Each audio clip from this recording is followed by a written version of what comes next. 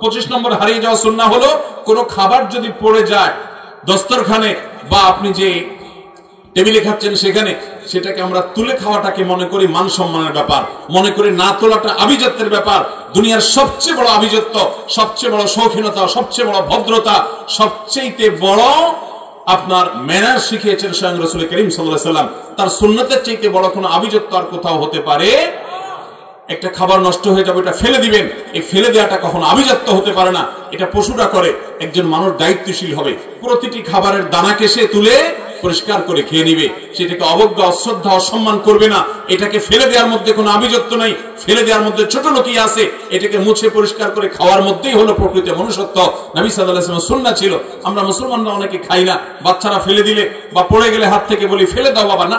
নবী সাল্লাল্লাহু আলাইহি ওয়াসাল্লামের সুন্নাহ হলো কোনো খাবার পড়ে গেলে সেটাকে ধুয়ে মুছে পরিষ্কার করে সেটাকে খেয়ে ফেলা। চেষ্টা করবো তো ইনশাআল্লাহ।